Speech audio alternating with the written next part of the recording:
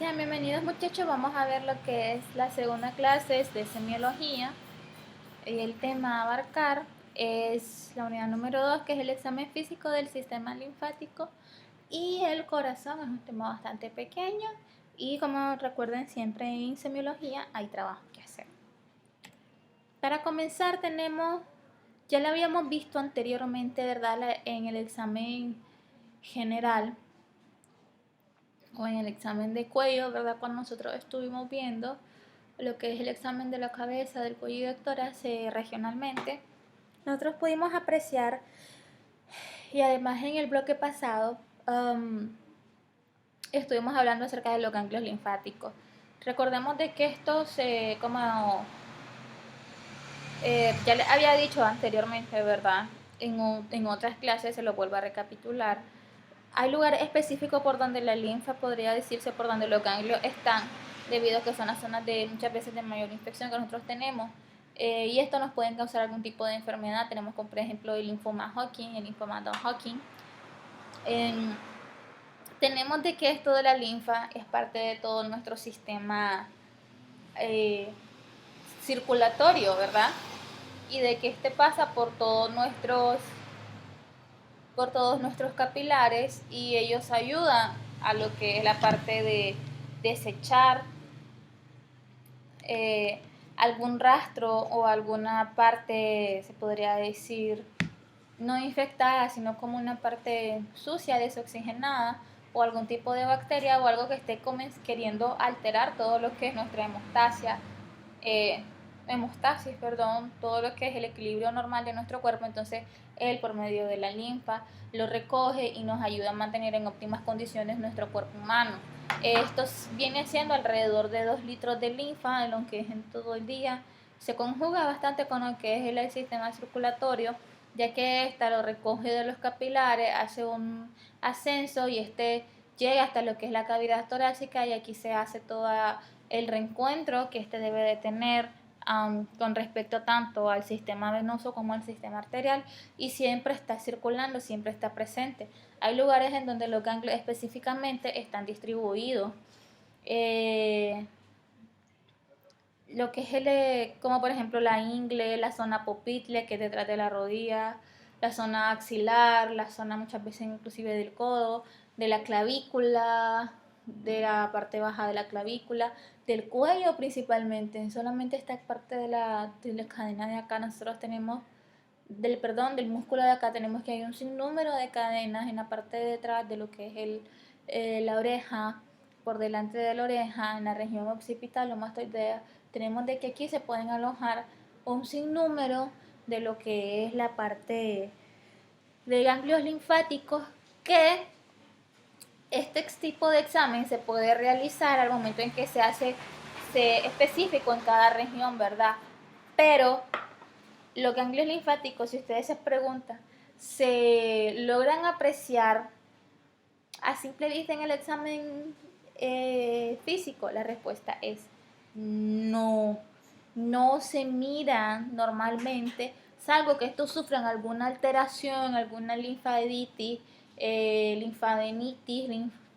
etcétera, alguna patología con respecto a lo que tenga que ver la linfa. Se pueden ver de manera afectada lo que son los ganglios, también como por ejemplo algún tipo de virus o de la gripe, los famosos virus que están dando por el Aedes aegypti, el chikungunya, el Zika. En esto sí se aprecia la inflamación más certera acerca de los diferentes tipos de ganglios.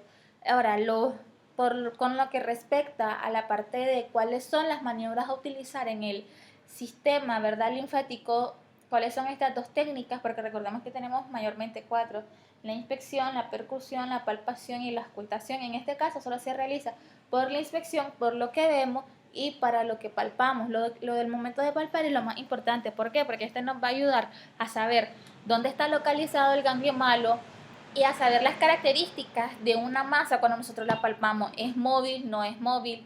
Si hay dolor, si no hay dolor, si se siente dura o se siente aguadita, y el tamaño aproximadamente que este pueda tener, que puede variar entre 1.5 centímetros o 2 centímetros, que recordemos de que cuando una masa mide de más de 2 centímetros, lo mejor que se puede hacer es, simplemente mandar a análisis, referirla a un lugar donde nosotros la podemos mandar a analizar, porque se tiene que extraer o tiene que agarrar una parte de ella para que comience a realizar lo que es la parte de la biopsia para descartar que no es algo maligno, ¿verdad? Como les dije, normalmente los ganglios linfáticos son normales, no son, es decir, que no son visibles ni son palpables. Pero ustedes se preguntarán, ¿las amígdalas y todo esto se inflaman? Sí, se inflaman cuando hay una faringoamigdalitis o alguna amigdalitis, una faringitis que está comenzando a afectar alguna gripe por algún virus. Esto se comienza a afectar y se puede palpar. Incluso aunque nosotros no estemos enfermos, en esta región de acá nosotros tenemos lo que son las amígdalas. Y esto se mira inflamado, sí, por virus también. Y aquí hay regiones, justamente en la parte de acá, donde hay ganglios que ahorita no son palpables para mí. ¿Por qué? Porque yo no tengo ninguna alteración en estos momentos patológica que me esté afectando, alguna fiebre, algún virus, alguna bacteria. No, ahorita estoy en un estado normal, se podría decir en un estado sano, ¿verdad? Entonces por eso no se logra apreciar, pero claro, cuando hay alguna alteración patológica, ¿se puede hacer? Sí. Y si se llegaran a preguntar en un momento, en todo lo que dije esto, de que se puede extraer las amígdalas, la respuesta es sí. Pero ¿qué es lo que pasa? Se puede hacer para evitar que la persona padezca de tantas enfermedades, más si son consecutivamente padecen de faringoamigdalitis, ¿verdad? El problema con lo que respecta a las amígdalas se puede perfectamente, sin ningún problema. Pero recordemos que todo tiene consecuencias, ¿verdad? Entonces, en este caso, la consecuencia sería de que las amígdalas es un mecanismo de protección, como ¿qué otro tipo de mecanismo de protección? Como lo que son las cejas, los párpados, los cilios de nuestra nariz, nuestros oídos, e inclusive las personas que son velluditas, ¿verdad? Como en un caso, también son un tipo de mecanismo de protección que nosotros tenemos para diferentes agentes patógenos que nos intentan invadir. Entonces, estos, al entrar en contacto con esto, mandan la señal, se inflama para que así la infección se quede a este nivel y no avance tanto, debido a que ya se han visto casos de faringoamigdalitis que no se miran a tiempo, que avanzan y avanzan y avanzan y comienzan a afectar todo lo que es el tracto respiratorio y por ende, ¿qué es lo que puede provocar? Una neumonía, una bronquitis, etcétera. Y eso ya recordemos de que estamos hablando, cada vez se va adentrando más en nuestro cuerpo humano y eso requiere una atención aún mayor de la que solo se puede obtener cuando hay una faringoamigdalitis que está meramente en la región de la garganta y que se puede apreciar bastante bien. Tenemos que el sistema linfático superficialmente, ¿verdad? Se examina para mirar o detectar los que son anormalidades, tales como son los ganglios linfáticos, que ya les dije, ¿verdad? Cuando estos aumentan de tamaño, cuando un ganglio es doloroso, cuando hay una linfedema, una linfangitis. La linfangitis es una caracterización de que se mira afectado todo lo que es la parte de la linfa, se dice de que está se mira afectado. El linfedema ya lo hemos visto en patología, principalmente lo vimos, que esto habla meramente acerca de cuando hay un tipo de operación, como por ejemplo en la mama, que se extrae no solo la mama, sino también la parte de la cola de Spencer, y lo que hace que al momento de suturar, de socar, la linfa no tiene por dónde salir, entonces este se comienza a obstruir, y lo que provoca es es una inflamación de lo que es el brazo operado, que se nota una gran diferencia con el brazo normal.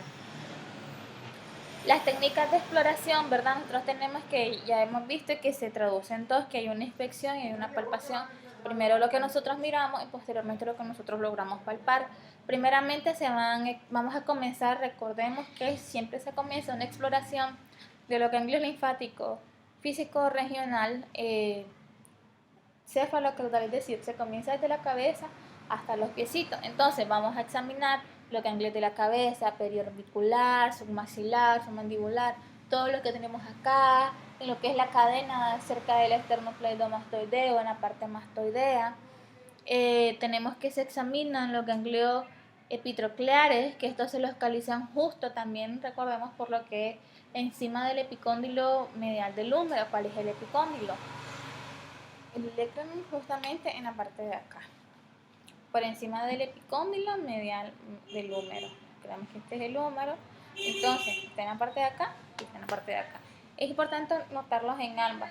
Aquí no es común realmente, nunca se ve un caso, pero en la parte de acá sí hay que examinarlo también bastante bien. ¿Por qué? Porque también lo pueden llegar a confundir, o la gente primeramente puede pensar de que es un lipoma, porque los lipomas son bastante famosos por salir en las regiones de tórax, de las axilas, de tórax ventral, tórax dorsal, también en la parte de los que son cerca de la axila. Entonces se debe de hacer bien ese tipo de inspección. El ganglio por lo general es doloroso, por lo general duele algunas veces y es duro, su consistencia es dura, no es blanda como otras, como por ejemplo el lipoma es blando porque está hecho de tejido fibroso, es decir, de grasa. Se examinan los que son en las regiones inguinales. Aquí se pueden esconder muchos ganglios que se logran palpar superficialmente. No hay necesidad de hacer algún tipo de presión o de palpación medio profunda, porque justamente estos ganglios tienden a ser dolorosos. Se va a examinar en los que son en las zonas popliteas, y que estas se van a tener que palpar en la zona posterior de lo que es la rodilla. El examen físico con lo que respecta al vaso, los procedimientos que se deben de hacer. Ok, ahora, antes, lo siento, de que nosotros hablemos del vaso, queremos saber, queremos decirles de que ya hasta la lámina pasada estábamos hablando de lo que es el sistema linfático. Ahora vamos a hablar de lo que es el vaso, que tiene bastante correlación con respecto a lo que es el sistema linfático, ¿verdad? Pero no tiene gran relación, pero no estrechamente. En cambio, la exploración física del vaso, nosotros tenemos que hay tres, a diferencia de lo que es la parte del sistema linfático, que solo ocupamos la inspección y la palpación. En lo que el sistema del vaso, no es del sistema, del órgano del vaso, esta va a estar por inspección, palpación y percusión. La percusión es muy importante. ¿Por qué? Porque esta percusión es la que a nosotros nos va a ayudar a delimitar para saber cuándo hay un agrandamiento de lo que es de este vaso. Es decir, bueno, ustedes han escuchado el término de esplenomegalia, un agrandamiento del vaso. Algia, recordemos que es un agrandamiento. Itis es algún tipo de inflamación. Entonces, en inspección, normalmente el vaso no es ni visible ni palpable. Está en el lado izquierdo, entre la novena y la 12ª costilla. Es súper pequeño, y ustedes, aunque intenten palparlo, es muy difícil que lo logren palpar cuando no sufre ninguna alteración. En cambio, si ya tiene alguna alteración, se comienza a engrandecer o a inflamar, entonces sí van a apreciarlo, ¿verdad? Entonces, la inspección, es decir, cuando nosotros miramos, simplemente se utiliza para lo que es considerarse ya un agrandamiento a simple vista, se podría decir, ya que muchas veces se mira como abultado la parte del abdomen en el sentido oblicuo. Recordemos que está en el hipocondrio izquierdo y hacia la dirección de la fosa ilíaca derecha. Con lo que respecta a la palpación, nosotros hay diferentes técnicas para hacerlo. Tenemos lo que es la técnica de lo que es la palpación de decúbito dorsal. Ya podemos ver cómo el paciente se le pide que nos dé acceso, ¿verdad?, sus manitos a los lados. Con una mano estamos palpando aproximadamente entre lo que es la novena y la 12ª costilla, ¿verdad? Y con la otra le pedimos al paciente que comience a respirar. ¿Por qué que comience a respirar? Porque cuando él comienza a respirar nos hace más fácil la entrada al momento de hacer la palpación de manera suave, ¿verdad? No es de manera brusca, pero muchas veces trae consigo el dolor, para palpar e intentar llegar a lo que es el vaso. La palpación posterior o la posición de Schweger, de Suchard, nosotros tenemos que existen dos. Primero, la que está semi acostada, nosotros podemos ver al paciente, que esta, que se mira lo que es el miembro inferior izquierdo está flexionado, en cambio el miembro inferior derecho está completamente extendido, utiliza la posición como de Superman, muchas veces le dicen debido a cómo él se pone, que estira un brazo y encoge otro al momento de volar, no sé si lo han escuchado. Entonces esto se hace, esto se realiza. El miembro izquierdo, el que va a ser flexionado, y la mano izquierda, en este caso, ¿verdad? Disculpen, va a estar por arriba de lo que se va a estar agarrando lo que es la parte del occipital o parietal y va a estar semiflexionada y va a estar apoyado en lo que es el lado derecho del paciente. Todo el lado derecho del paciente va a estar completamente extendido. ¿Por qué? Porque de esta manera nos va a proporcionar la capacidad de que el vaso hasta cierto punto vire un poco hacia lo que es la parte de la salida o logremos tocar cierta parte, si no logramos cierta parte de lo que es el vaso, ya que si no lo logramos alcanzar con la palpación de cubierto dorsal, entonces nosotros podemos agarrarlo en esta manera de acá, ¿verdad? En la palpación de la posición diagonal. La palpación de la maniobra del enganche es esta. Al paciente está semisentado, se le ponen varias almohadas por debajo de él, 4 o 6, ¿verdad? Y hace que el paciente no esté acostado completamente, sino que esté semisentado, semi-Fowler que se le dice, y se le pide que quite sus manitos, respire profundo y con ambas manos metemos en lo que es en el hipocondrio izquierdo nuestras manitos, ¿verdad? Conforme él vaya inspirando y expirando, porque al momento de inspirar al paciente se hace más fácil este tipo de maniobras, entonces se comienza a palpar y a palpar para sentir si nosotros tenemos un agrandamiento con lo que respecta a él. Tenemos la posición semisentada, donde en la imagen podemos ver que se repite, que está lo que hace es conseguir de que el paciente tenga cierto descenso, ¿verdad? De lo que es la parte del vaso, tenga una cierta caída que uno lo logre apreciar más. Lógicamente, si está en buenas condiciones, no se mira bastante bien. ¿Cuál es la diferencia entre esta imagen de la maniobra del enganche? En que en esta la mano va a adentrar más debido a la posición que está. En esta posición de Siemens, lo que se hace realmente es una palpación más superficial. Entonces, ¿dónde va a tener más almohada el paciente? En la posición de la maniobra del enganche para que tenga un descenso más del vaso. Y en esta, simplemente se va a lograr una caída del vaso, pero va a estar dependiendo de lo que es de nuestra palpación. Y por último, la postura de la posición de Janios. Esta posición de Janios también es conocida por otro nombre ruso, si no me equivoco, pero al revés, que es que ayuda a lo que es a la circulación periférica, que es cuando el paciente está encamado y los pies tienen que estar por arriba de lo que es su cadera. En cambio, este es al revés, el paciente tiene que estar inclinado y hacia abajo. ¿Por qué? Porque de esta manera hace aún más fácil la palpación que todas las anteriores. Obviamente se debe de tener la camilla especial para que nosotros podamos hacer de que el paciente quede de esta manera. Si no queda de esta manera, entonces optamos por las posiciones en diagonal y por la caída que va a lograr el vaso. ¿Qué es lo que pasa?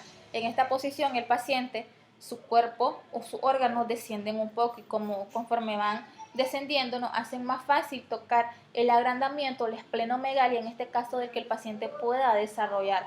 Igual se le pide buena iluminación, amabilidad, se le van a pedir que al paciente hagan todo este tipo de respiraciones. ¿Por qué? Porque recordemos que la inspiración, se lo repito, es donde nosotros más podemos llegar para tocar alguna normalidad que éste tenga. En el reconocimiento palpatorio del vaso se presentan que hay características. Cuando el vaso está agrandado, el reborde costal se va a ver más allá de lo que es la novena y la onceava, costilla. La situación superficial está inmediatamente por debajo de lo que es la pared abdominal, entonces por eso se le pide al paciente que respire y nosotros podemos meter con mucha más facilidad nuestras manos. ¿Por qué? Porque está inmediatamente debajo de lo que es la pared abdominal. El borde anterior con la cisura o muesca se puede ver bastante fácil porque cuando se agrandan o cuando hay una hepatitis y se mira plenamente después afectado el vaso, ambos se logra ver un agrandamiento en lo que es en la zona de todos los que son los hipocondrios y el epigastrio debido al agrandamiento de la hepatomegalia y de la esplenomegalia, y entonces el borde anterior se mira que hay cisura, o sea, que hay muecas, muescas, perdón, es decir, que hay un reborde, un crecimiento, algo que nos está indicando de que ahí hay un agrandamiento bastante grande, además que al momento de palparlo es duro. Recordemos eso, ninguna esplenomegalia hasta donde se ha podido investigar o hasta donde yo sé, son suaves. Por lo general tienden a ser duras, salvo que estemos hablando de una citis producida por alguna cirrosis o alguna hepatomegalia, entonces sí va a haber cierta área del abdomen que es bastante aguadita, como onda, como agua, que son bastante aguaditas, que se pueden precisar las ondas sonoras con lo que es la onda ascítica. La movilidad respiratoria es amplia, pero en el sentido diagonal hacia el ombligo. En lo que es en la percusión, nosotros tenemos que, justamente para qué se ocupa esto. La percusión se ocupa para delimitar el crecimiento que el paciente pueda tener. Es por eso que se dicen 3 pasos en lo que es la percusión. ¿Cuál es el primero? Se va a colocar al examinado de decúbito lateral derecho. ¿Por qué vamos a ubicarlo del lado derecho? Porque el vaso está al lado izquierdo. No vamos a ponerlo decúbito lateral izquierdo cuando el vaso está al izquierdo. Es lo que nosotros queremos examinar, porque vamos a dejar libre el hígado para examinarlo si queremos examinar el izquierdo. Entonces se pone el lado contrario para que el órgano que se va a examinar quede libre. Esta posición es la mejor, pues con la cámara de aire siempre presente o con el estómago lleno de alimento, se dispone de manera más fácil que se deslice hacia lo que es el extremo esplénico inferior, es decir, que no importa si el paciente comió o con la respiración constante que haga, pero en esta posición es la más fácil y menos perturbadora para el paciente. Se percuta en lo que es las líneas axilares medias, es decir, en el borde de acá, y en la posterior, de arriba hacia abajo, con mucha suavidad. ¿Por qué? Porque recordemos que en esto duele bastante. La percusión es con la necesidad ordinaria, recordemos que ya lo vimos, la percusión así, demasiado enérgica, un error cometido por la mayoría de los exploradores. Uno va a ir modulando la intensidad de la percusión conforme vayan avanzando si han practicado con respecto a lo que es el examen físico, ¿verdad? Entre las costillas 8 y las 9 decimos que aquí es donde se obtiene la matidez esplénica, la cual, como ya hemos hablado anteriormente, esto va a corresponder a lo que a un tercio superior del órgano con sus 2/3 inferiores. Se dice que aquí está completamente normal. A partir de lo que es el punto más obvio de lo que es la parte de la matidez esplénica, si nosotros lo comenzamos a escuchar desde entre la octava y la novena costilla, entonces vamos a seguir una línea descendiente paralela a lo que es al curso o el borde de lo que respecta a las costillas, hasta que nosotros escuchemos el timpanismo. El timpanismo, ¿dónde lo encontramos? Es decir, cerca de los intestinos, porque normalmente el flanco izquierdo es timpánico, el flanco derecho no, porque ahí el hígado sobresale de todo lo que es del arco de las costillas, entonces es un sonido mate. Entonces esto nos sirve para nosotros comenzar a delimitar lo que es el polo anteroinferior. Por la parte inferior, la matidez esplénica no debe sobrepasar lo que es la línea axilar anterior, es decir, esta parte de acá, o la línea costoarticular, la que une las articulaciones, tanto la esternoclavicular y el arco costal. Es decir, la línea que va de acá a acá, de donde termina, donde comienza, se dice que aquí no. Por debajo debe de distar verticalmente unos 5 centímetros de esta. Si la matidez del vaso mide más de 7 centímetros de altura en la dirección del eje del cuerpo, en el adulto de talla media ya debe de considerarse como un estado patológico.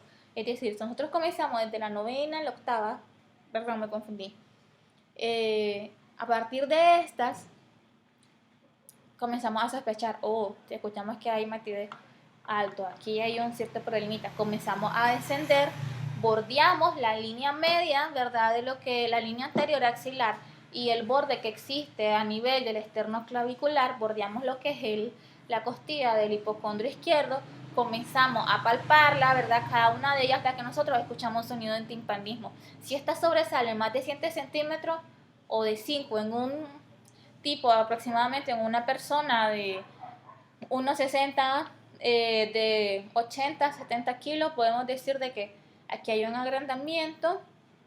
Hay que preguntarle al paciente si tiene algún problema de vaso, cómo se ha sentido, y si ustedes no son capaces de manejarlo por medio o no saben qué es lo que es, no están seguros por medio de la medicina natural, entonces sin ningún problema ustedes lo remiten. ¿Por qué? Porque si ustedes hacen algo indebido, los afectados van a ser ustedes. Ténganlo siempre en cuenta eso, de que el paciente puede ser capaz de demandarlo y puede ganar la demanda, porque quizás le dieron, no estaban seguros de su diagnóstico, y lo que provocaron más bien es empeorarle o inclusive la muerte con cierto tipo de fármacos que en ese momento el vaso no está comenzando a ayudarlo. Entonces, sin ningún problema, ustedes lo remiten, ya diagnosticado, ya con un tratamiento, él puede volver, le pueden decir de que puede volver sin ningún problema, van a referirlo, él regresa, y ya teniendo un diagnóstico más certero debido a los diferentes exámenes de laboratorio, con complementación de lo que es la medicina convencional, ustedes lo miran y pueden darle un seguimiento bastante rutinario, inclusive un poco más para mantener y aguantar lo que es la parte química del tratamiento que puede hacer. Normalmente cuando hay una esplenomegalia, un agrandamiento del vaso, los pacientes son internados. Pero por meramente parte académica se les está dando. Es el trabajo investigar los síndromes clínicos más comunes del vaso para que lo sepan y sus respectivos exámenes físicos que se deben de realizar.